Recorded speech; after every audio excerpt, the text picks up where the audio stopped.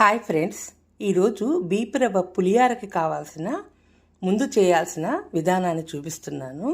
వరిని ఒక అరకిలో తీసుకున్నాను. చింతపండు పులుసు ముందుగా తీసి పెట్టుకున్నాను ఒక గిన్నెలోకి. బియ్యపు రవ్వ పులిహారకి ముందు చేయాల్సిన అసలు ఏంటి, ముందు ఏం స్టార్ట్ చేయాలి అనేది చూపిస్తున్నా. పచ్చిమిరపకాయలు ఘాట్లు పెట్టుకున్న, కరివేపాకు, నీళ్లు తీసుకున్నాను. ముందుగా ఒక కడాయి, బాగా మందం ఉన్న కడాయి పెట్టుకోవాలి. ఆ కడాయిలో కొంచెం నూనె పోసుకొని నీళ్లు పోయాలన్నమాట. ఎసరు అరకిలో బియ్యపు రవ్వకి ఎసరు పోస్తున్నా. కొంచెం పసుపు వేసుకున్నాను. ఎసరు నీళ్ళు ఒక 4 గ్లాసుల నీళ్లు ముందుగా కొలిచి పెట్టుకున్నాను. అంటే బియ్యపు రవ్వకి తగ్గ నీళ్ళు అనమాట. అరకిలో బియ్యపు రవ్వకి ఎన్ని నీళ్లు పోస్తున్నానో మీకు చూపిస్తున్నాను. ముందుగా కొలిసి పెట్టుకున్నాను. ఆ రవ్వ, ఒకటి రవ్వ అయితే 2 నీళ్ళు అనుకోండి. 2 మీద కొంచెం పోసుకోవాలి, అప్పుడే మంచిగా ఉడుకుతుంది. మందం గిన్నె పెట్టుకొని నీళ్లు పోసుకొని పెట్టుకోవాలి. కొంచెం ఉప్పు, ఆ బియ్యపు రవ్వకి కొంచెం పట్టాలు కాబట్టి కొంచెమే ఉప్పు వేసాను. బియ్యపు రవ్వకు తగ్గ ఉప్పు నేను వేయలేదు, కొంచెం ఉప్పు వేసాను. చింతపండు పులుసులో ఆ ఉప్పు వేస్తాను. ఇదిగోండి, ఇంకో పక్క ఒక చిన్న కడాయి పెట్టుకొని నూనె వేసుకొని ఘాట్లు పెట్టుకున్న పచ్చిమిరపకాయలు ఉన్నాయే, అవి ఒక్కసారి కొంచెం లైట్గా వేయించుకోవాలన్నమాట. అవి వేయించుకున్నాక ఈ వేయించుకున్నవి చింతపండు పులుసులో వేసి ఉడకపెడతా. చింతపండు పులుసులో ఉడకబెడితే ఇవి కారం చచ్చి పులుపు పట్టి, తీపి పులుపు అన్నీ పట్టి మంచిగా బాగుంటుంది బియ్యపు రవ్వ పులిహారకు అనమాట. అసలు ముందు చేసే విధానాన్ని చూపిస్తున్నాను.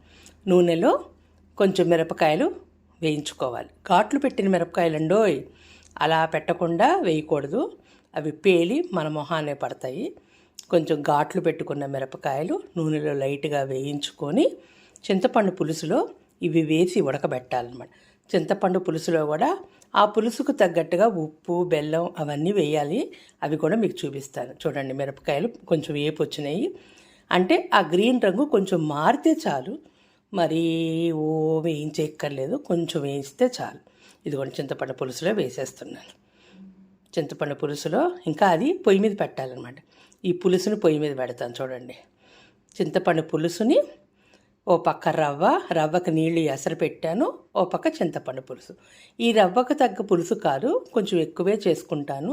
2 సార్లకు ఉడకబెట్టుకునేలాగా ఓన్లీ పచ్చిమిరపకాయలు వేసి ఉడకబెట్టుకొని ఉంచుకుంటాను అనమాట. అది ఇదిగోండి, దానికి తగ్గట్టుగా ఉప్పు వేసేసాను. చింతపండు పులుసుకు తగ్గ ఉప్పు. బెల్లం ముక్క కూడా ఒక 2-3 ముక్కలు వేస్తున్నాను. నేను కొలతలు ఏమి చెప్పటం లేదు. ఆ పులుసుకు తగ్గ కల్లుప్పు, పులుసుకు తగ్గట్టుగా బెల్లము వేసుకొని చూపిస్తున్నాను. అది ఎవరి రుచికి తగ్గట్టుగా వాళ్ళు వేసుకోవాలి. చూడండి, ఒక 3 ముక్కలు వేసాను. అంటే పావు ముక్కల్లో 3 ముక్కలు వేసాను అనుకోండి, ఒక ముక్క ఆపాను. అది పావు బద్ద ఉంటుంది కదా చింతపండు, అది అలా చింతపండు పులుసు చక్కగా పొయ్యి మీద పెట్టుకొని అది కూడా ఉడకనియ్యాలి. పెద్ద మంట పెట్టేస్తే చిందిపోద్ది. చింతపండు పులుసు చిన్న మంట పెట్టి ఒక పావు గంట 20 నిమిషాలు ఉడికితే చక్కగా ఉడికిపోతుంది. మంట తగ్గించే పెట్టుకోండి. పెద్ద మంటలు పెట్టేస్తే అంతా చిందిపోతూ ఉంటుంది అనమాట. అదిగోండి, కొంచెం ఉడికొచ్చాక కొంచెం ఇంకా బెల్లం కరగలేదు, చూపిస్తున్నాను. ఆ పులుసులో బెల్లం వేసి ఉడకబెట్టాలి. పక్క నీళ్లు, బియ్యపు రవ్వకి నీళ్లు ఎసరు పెట్టాను కదా, ఆ నీళ్లు కాగిపోయినాయి. ఇదిగోండి, ఈ అరకిలో బియ్యపు రవ్వ లలితా బ్రాండ్ బియ్యపు రవ్వ వాడుతున్నాను. నాకు ఆ లలితా బ్రాండ్ బియ్యపు రవ్వే అలవాటు, అదే వాడుతున్నాను. అరకిలో రవ్వ వేసేసాను. కొత్తలాడుతూ ఒక ఉడుకు రానిచ్చేసి మూత పెట్టి నీళ్ళ మూత పెడతాను అనమాట. మూత మీద కాస్త నీళ్లు పోసేసి పెట్టామనుకోండి, ఆవిరి బయటికి వెళ్ళకుండా అలా పెట్టాలన్నమాట. ఈ బియ్యపు రవ్వ పులిహార ఉందే, అందరికీ ఇష్టం. మా కుటుంబంలో ఇష్టం లేని వాళ్ళు ఉండరు. మా కుటుంబానికి ఎవరు వచ్చినా సరే పులిహార పెడతాం. మేము వెజిటేరియన్స్, పులిహార ఖచ్చితంగా అందరికీ పెడతాం అన్నమాట. ఇంటికి వచ్చిన ప్రతి బంధువుకి పులిహార పెట్టకుండా మేము పంపించాం. పులిహార అంటే అంత ఇష్టం. ప్రతి గుడికి వెళితే అంత పులిహార పెడితే చాలు, ఆనందపడిపోతూ ఉంటాం మేము. పులిహార తినటమే కాదు, 10 మందికి గుళ్ళల్లో పంచటం అలాంటివి కూడా చేస్తూ ఉంటాం. తెలుగువారింట పులిహార అంటే ప్రాణం అందరికీ. రవ్వ పులిహార ఇది. అన్నం పులిహార కూడా ఇంకోసారి చేసి చూపిస్తాను. ఇదిగోండి, మంట తగ్గించేసాను. ఆ రవ్వ మూత పెట్టేసేసి దాని మీద నీళ్లు పోసి కొంచెం బరువు పెడతా. ఆ ఆవిరి బయటికి వెళ్ళకుండా ఆ నీటితో చక్కగా రవ్వ ఉడకాలన్నమాట. అలా ఉడికితే కింద అడుగంటనే అంటదు, రవ్వ అడుగంటదు. మంట తగ్గించుకొని ఒక పావు గంట అప్పుడప్పుడు కలిదిప్పుకుంటూ ఒక పావు గంట 10 నిమిషాలైనా ఉడకనియాలి రవ్వ శుభ్రంగా. ఇదిగోండి పులుసు కూడా మంచిగా ఉడుకుతుంది. ఈ పులుసు ఈ రవ్వకి కాదు 2 సార్లు చేసుకోవచ్చు. అలా పులుసు ఉడకబెడుతున్నాను అన్నమాట. అది తాలింపు ఇప్పుడే వేయను, తర్వాత వేసి చూపిస్తాను. చింతపండు పులుసు ఎలా ఉడకాలో మీకు చూపిస్తున్నాను. అది మిరపకాయలు పూర్తిగా ఉడికిపోవాలన్నమాట దాంట్లో. ఇదిగోండి రవ్వ మంచిగా ఉడికింది. మళ్ళీ ఒకసారి కలిదిప్పి మళ్ళీ కొంచెం నీళ్ళ మూత పెట్టి అట్లా కష్టపడాలన్నమాట. కొంచెం ఒక 20 నిమిషాలు, పావు గంట, 10 నిమిషాలు మీరు చూసుకోండి. రవ్వ కొంచెం నోట్లో వేసుకుంటే మంచి ఉడికొచ్చిందా లేదా తెలుస్తుంది, కొంచెం పెసరంతా. అలా అని ప్రసాదాలు అప్పుడు వేసుకోలేము. మామూలప్పుడు మాత్రం కొంచెం నోట్లో వేసుకొని చూడొచ్చు రవ్వ ఉడికిందా లేదా అని. ప్రసాదాలప్పుడు మాత్రం మేమేమీ రుచి చూడము. భగవంతుడి ప్రసాదంగా దాన్ని జాగ్రత్తగా చేసుకోవడం అలవాటు అయిపోయింది మాకు. ఎప్పటి నుంచో బియ్యపు రవ్వల పులిహార్లు, అన్నం పులిహార్లు చేయటం తెలుగు వారందరికీ బాగా అలవాటు అన్నమాట. ఇదిగోండి తాలింపు సామాన్లు. ఇది ఏంటో తెలుసా? మెంతులు, పచ్చిశనగపప్పు, ఆవాలు, జీలకర్ర, మినప్పప్పు, ఎండుమిరపకాయలు కొంచెం చేసుకున్న, పల్లీలు, జీడిపప్పు, కరివేపాకు. తాలింపు సామాన్లు ఈ లోపల రెడీ చేసుకొని పెట్టుకున్నా. మెంతులు ఎక్కువ అక్కర్లేదు, ఒక 8, 9 వేసుకుంటే సరిపోతుంది. మెంతులు లెక్క కూడా చెప్తున్నా. ఆ రవ్వకి, అరకిలో రవ్వకి ఒక 8, 9 అనుకోండి. అన్ని మెంతులు వేసుకుంటే సరిపోతుంది అన్నమాట. పులుసు చూడండి బాగా ఉడికింది. రవ్వ పులుసు 2 ఒకేసారి ఉడకబెట్టుకున్నా. కానీ ఈ రవ్వ తగ్గ పులుసు కాదు, 2 సార్లు చేసుకోవచ్చు ఈ పులుసు. ఇంకో అరకిలో కలుస్తుంది అనుకోండి. అంత పులుసు ఉడకబెట్టి ఉంచుకుంటున్నా. ఎప్పుడైనా బయటికి వెళ్తే, గుళ్ళకి వెళితే పంచడం నాకు బాగా అలవాటు. పులుసు ఉడకబెట్టుకొని ఉంచుకుంటే ఏమవుతుందంటే ఎప్పుడైనా చేసుకోవడానికి ఈజీగా ఉంటుంది నాకు. అది ఇదిగోండి రవ్వ మంచిగా ఉడికింది. అసలు దాంట్లోంచి ఆవిరి బయటికి పోనీనమాట. ఇప్పుడు ఈ రవ్వ ఉడకబెట్టిన రవ్వని ఒక పెద్ద బేసన్లోకి బోర్లు ఇచ్చేసుకుంటున్నా. కొంచెం గాలికి ఆరనీయాలన్నమాట. ఫ్యాన్ వేసేసి ఉంచుకున్నారనుకోండి బాగా ఆరుతుంది. చూడండి అడుగున కూడా అంటలేదు, అంత చక్కగా ఉడకబెట్టాను. అడుగు అంటిందా దాంట్లో చాలా రవ్వ వెళ్ళిపోయినట్టే. అందుకని అడుగు అంటకుండా నీళ్ళ గిన్నె కనుక పెడితే, నీళ్ళ మూత కనుక పెడితే అడుగు అంటది రవ్వ. బియ్యపు రవ్వ చూడండి పొడి పొడిలాడుతూ చక్కగా ఉడికింది. ఇంత బాగా ఉడకబెట్టుకోవాలి. పసుపు కూడా విపరీతంగా ఏం వేయలేదు, కొంచెం తక్కువే వేసుకున్నాను. అలా ఉడకబెట్టుకోవాలన్నమాట. ఇదిగోండి తాలింపుకి రెడీ చేస్తున్నాను. మళ్ళీ ఇంకో కడాయి పెట్టుకున్నాను. నూనె కొంచెం పులిహార పులుసుకి కానీ, పులిహార రవ్వకి కానీ, తాలింపుకి కానీ కొంచెం వేసుకోవాలి. వేసుకుంటేనే పులిహార రుచి బాగుంటుంది. ఇదిగోండి మెంతులు కాసిని వేశాను. అదిగోండి కొంచెం ఆపా కూడా. అది 10 మీద ఎక్కువ వేసినట్టున్నాను. వేసుకోవాలి కాసిని. అది మెంతులు వేశాను. ఇదిగోండి పల్లీలు వేస్తున్నాను.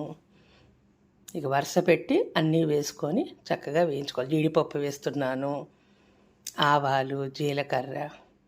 మా అత్తగారు నేర్పిన వంట ఈ పులిహార. పచ్చెనపప్పు వేసాను. మా అత్తగారు పులిహార చాలా బాగా చేసేవారు. మా ఇంట్లో పెద్ద కుటుంబం కదా, ఎక్కువ మంది ఉండేవాళ్ళు. ఆవిడ పులిహార కలుపుతుంటే చూసి ఎంత ఆనందపడిపోయేదాన్నో ఆ రోజుల్లో. ఆమెను చూసి, ఆమె చేయడం చూసి నేర్చుకున్నది పులిహార. ప్రసాదం పులిహారలు. ఎందుకంటే మా వైశ్యాసు వెజిటేరియన్ ఇళ్లలో కంపల్సరీ పులిహారలు బాగా చేసుకుంటాం. అదిగోండి ఆవాలు, జీలకర్ర, మినప్పప్పు, ఎండు మిరపకాయలు, కొంచెం ఇంగువ లేని తాలింపు అసలు ఉండదు కదా. ఇంగువ కూడా చూపిస్తాను. ఇదిగోండి ఎండు మిరపకాయలు.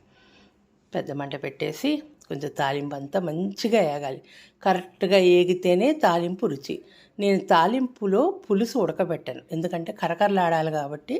తాలింపు విడిగానే వేయించి రవ్వలో కలుపుతాను. ఎండుమిరపకాయలు కూడా పులుసులో వేసేస్తే ఆ పులుసు అంతా ఎండుమిరపకాయల లోపలికి వెళ్ళిపోతూ ఉంటుంది. మళ్ళీ దాన్ని చేత్తో నొక్కుతూ కలుపుతూ మళ్ళీ ఆ కారం అంతా బయటకు వచ్చి, కారాలు తగ్గించుకొని తింటున్నాం కదా, అందుకని తాలింపు విడిగా వేయిస్తున్నాను అన్నమాట. ఇదిగోండి ఎల్జీ ఇంగువ కొంచెం ఎక్కువే వేసుకోవాలి. తాలింపు సామాన్లన్నీ చక్కగా వేయించాలన్నమాట. మంచి ఎరుపుదనం వచ్చేలాగా వేయించాలి. రవ్వ పులిహార, ప్రసాదం పులిహార అనుకోండి. ప్రసాదం పులిహార అని ఇప్పుడు పండగలు ఏమీ లేవు, అప్పుడప్పుడు చేసుకొని తింటాం. గుళ్ళకి వెళ్ళినప్పుడు పులిహార కొంచెమే పెడతారు కదా చేతిలో. అసలు ఆ పులిహార అంటే నిత్యం తింటమే మా కుటుంబంలో అందరికీ అలవాటు. నిత్యం పెట్టినా కూడా సంతోషంగా తింటారమ్మా అందరూ రవ్వ పులిహార. అది ఇదిగోండి కరివేపాకు వేసాను, మంచిగా వేయించుకోవాలి తాలింపు అంతా. రవ్వ ఈ లోపల ఫ్యాన్ వేసి ఉంచుతాం కదా, రవ్వ అంతా కొంచెం చల్లారుద్ది. ఈ తాలింపు అంతా కూడా ఆ బియ్యపు రవ్వ దాని మీద ఉడకపెట్టిన బియ్యపు రవ్వలో వేసుకొని పులుసు ఎంత కావాలో అంత గెంటితో వేసుకొని రవ్వ పులిహార కలుపుకోవాలి. అది కూడా మీకు చూపిస్తాను. ముందుగా ఆ విధానాన్ని ఊరికే ఒకసారి చెప్తూ ఉన్నా, మళ్ళీ మళ్ళీ చెప్తే అందరికీ బ్రెయిన్లోకి వెళ్ళొద్దు కాబట్టి చెప్తూ ఉన్నాను. చూడండి, కొంచెం ఎర్రగా వచ్చేలా వేగాలి, అన్నీ మంచి ఎరుపు వచ్చేలా వేగాక తాలింపు తీసుకొని వెళ్ళి బియ్యపు రవ్వ ఆల్రెడీ నేను బేసన్లో వేసుకున్నా కదా, అదిగోండి దాంట్లోకి వేసుకొని ఇలా మొత్తం పోసేసుకోవాలి. ఈ తాలింపు మాత్రం ఈ రవ్వకు సరిపోయేలాగానే వేసేసుకున్నాను. కొంచెం అడుగున నూనె ఉంటుంది కదా, అది కూడా కొంచెం బియ్యపు రవ్వ వేసేసి, ఉడకబెట్టిన బియ్యపు రవ్వ అన్నమాట. ఇది బియ్యపు రవ్వ, లలితా బ్రాండ్ బియ్యపు రవ్వ. దాంతో పులిహార చేసే విధానాన్ని మీకు చూపిస్తున్నాను. ఇదిగోండి వేగిన తాలింపు అంతా వేసుకున్నాను. చక్కగా కలిదిప్పుకోవాలన్నమాట నిదానంగా. చింతపండు పులుసు ఆ రవ్వకి ఎంత పట్టుద్దో అంతే పులుసు వేయాలన్నమాట. ఇదే ముందు టాస్క్. ఈ టాస్క్లో గెలిస్తే అందరికీ పులిహార వచ్చేసినట్టే. పులుసు మాత్రం 2 సార్లు చేసుకునే విధంగా పులుసు ఉడకబెట్టాను, చింతపండు పులుసు. ఇదిగోండి చూడండి, ఆ మిరపకాయలు పడేలాగా ఆ పులుసుని చక్కగా ఆ రవ్వకు సరిపోయే పులుసు చక్కగా వేస్తున్నాను అనమాట. ఇంకా ఆపేయచ్చు. ఇదిగోండి దాంట్లో ఆల్రెడీ పులుసు ఉంది, ఇంకా అంతవరకు వేసాను, ఆపాను. ఇది 1/2 కిలో రవ్వకి వేసిన పులుసు. ఇంకా కలిగి తిప్పాలి చక్కగా, ఉండలు లేకుండా పొడి పొడిలాడుతూ కొంచెం చల్లారేదాకా గెంటితో కలిగి తిప్పుతాను.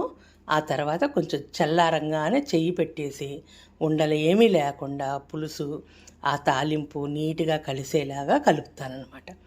ఫైనల్గా కొత్తిమీర జల్లుకొని 1 నిమిషం అదిం పెట్టుకొని ఒక పావుగంట పులిహార తినండి, అద్భుతం. ప్రాణాలు లేచొస్తాయి. తెలుగువారింట పులిహార అంటే అందరికీ ప్రాణమే. దానిలో బియ్యపు రవ్వ పులిహార చూడండి, అదిగో అలా కలిగి తిప్పుకోవాలి. ఎక్కడ రవ్వ ఉండ అనేది లేకుండా చేతితో కలిగి తిప్పాను. అది ప్రసాదం పులిహార ముందే చేసి చూపిస్తున్నా. ఇంక వచ్చేయన్నీ పండగలే కదా, ఇలా చేసుకోండి అని ఆ విధానాన్ని చేసి చూపిస్తున్నా. బియ్యపు రవ్వ పులిహార, ఇది కూడా కొత్తిమీర జల్లాను. ఇదేనండి విధానం, బియ్యపు రవ్వ పులిహార చేసే విధానం. మనం టైంను బట్టి అది ఉడికే విధానాన్ని బట్టి చూసుకుంటూ చక్కగా చేసుకుంటే చాలా బాగుంటుంది. అది ఇది టిఫిన్ కింద తింటాం మేము బాగా. మా ఇంట్లో అందరికీ ఈ రవ్వ పులిహార అంటే ప్రాణం. అప్పుడప్పుడు చేస్తూనే ఉంటాను. ఏ టైంలో అడిగినా, పిల్లలు ఎప్పుడు అడిగినా చేసి ఉంచుతాను. ఆ పులుసేమో అలా ఉడకపెట్టి నేను ఫారెన్ కూడా పంపిస్తాను మా అబ్బాయికి. దాంట్లో మాత్రం ఎండుమిరపకాయలు మెంతులు మాత్రమే వేసి పులుసు ఉడకపెట్టి మా అబ్బాయికి అమెరికా పంపిస్తూ ఉంటాను అనమాట. వాడు 2-3 సార్లు చేసుకొని ఆనందపడుతూ ఉంటాడు. ఇది రవ్వ పులిహార విధానం. చూడండి ఎలా చేశాను, బాగుందా? ఇదిగోండి అసలు ఎక్కడ ఉండలే, పొడి పొడిలాడిపోతుంది. చూసారా? మీకు అందంగా కనపడుతుందో లేదో కానీ మా ఇంట్లో మాత్రం దీన్ని చూసి నోరు ఊరిపోతుంది అందరికీ. రవ్వ పులిహార చూడండి. చెయ్యి వాడుతున్నానని అనుకోకండి, కొన్ని చెయ్యి వేస్తేనే దాని రుచి బయటకు వస్తుందంటారు. అదిగోండి రవ్వ పులిహార ప్లేట్ చేస్తున్నాను. దాన్ని అందంగా మీకు చూపించాలి కదా నేను చేసిన రవ్వ పులిహార. ఇదిగోండి రవ్వ పులిహార, ఇంతే.